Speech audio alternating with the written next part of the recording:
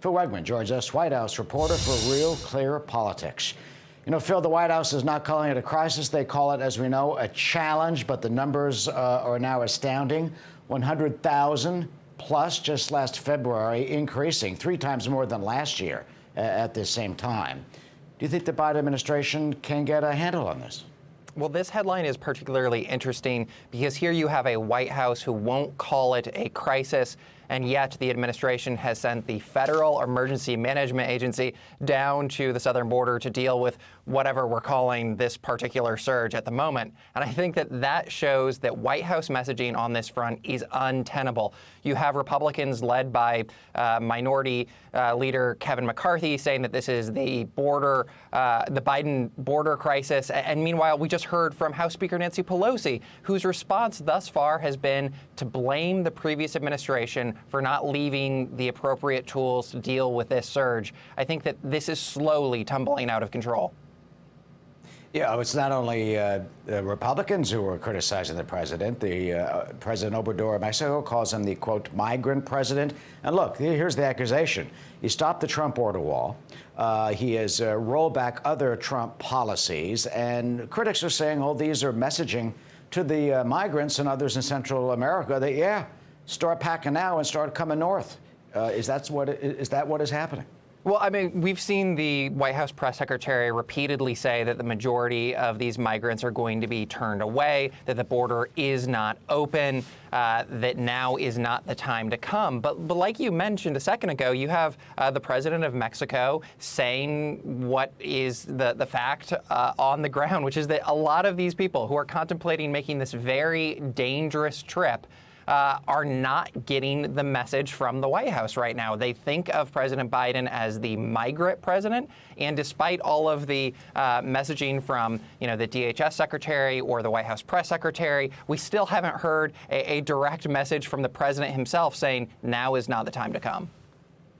Do you think he should have that type of message, perhaps both in English and Spanish, to get that message out?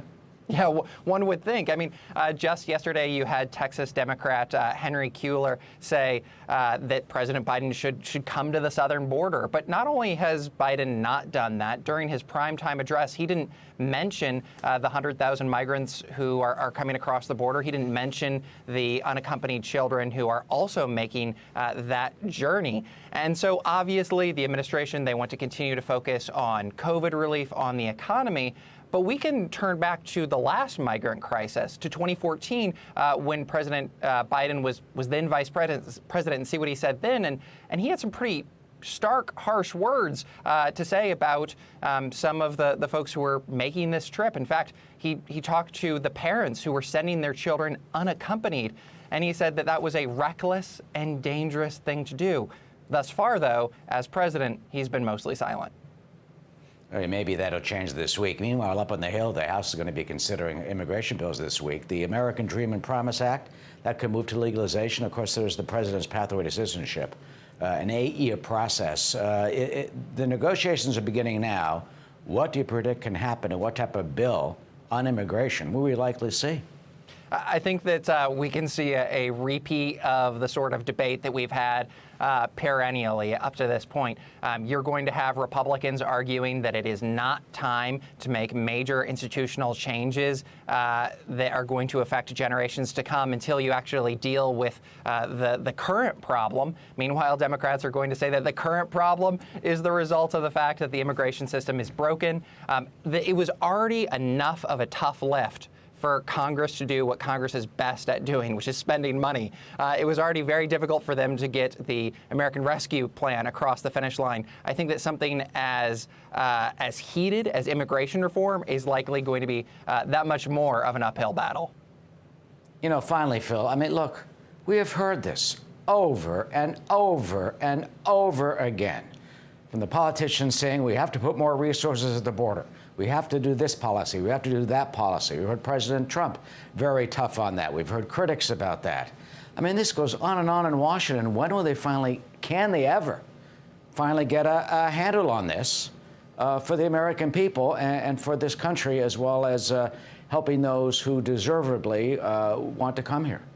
Yeah, I think this is one of these debates where you have a lot of Americans who look at the problem and then look at the rhetoric that they've heard, not just in the last year, but going back throughout the last decade. They want some sort of solution to this problem that continues again and again and again. But I think that we're faced with a challenge, which is that you have self-interested politicians who are more interested in maintaining their seat or avoiding a tough political debate than actually solving the problem. I mean, at some point, this has to stop. I know that a lot of people in Washington, D.C. would like to, ignore it, to look the other way. But you have people on both sides of the border demanding that something actually be done. I mean, I know that you're showing the graphic right now, and I think that's a perfect encapsulation, which is people on the southern border wearing T-shirts saying, Biden, please let us in.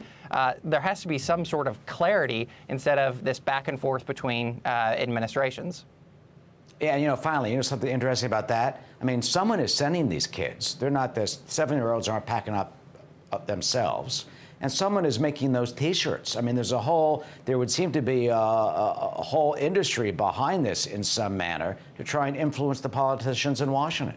Well, in 2014, then Vice President Joe Biden, he said, look, we have to be clear-eyed about how dangerous this journey is for the unaccompanied children. Yes, there are a record number of unaccompanied children in Border Patrol custody right now. We haven't seen a surge quite like what we saw in 2014, but he knows the challenge. He was sent down to Central and South America to address this. And one of the things that Biden said, he was very straightforward. He said that a lot of these children who are making that journey are going to be subject to abuse. And he said that this is something that you cannot turn away from. I would hope eventually you have leaders on both sides of the aisle say, look, we can't ignore this. We have a responsibility. It is dangerous. The smugglers are making money on this. The drugs are continuing. And maybe we'll hear more from the president now that he's president this week. Phil Wegmann of Real Clear Politics. Phil, always good to see you. Thank you so much.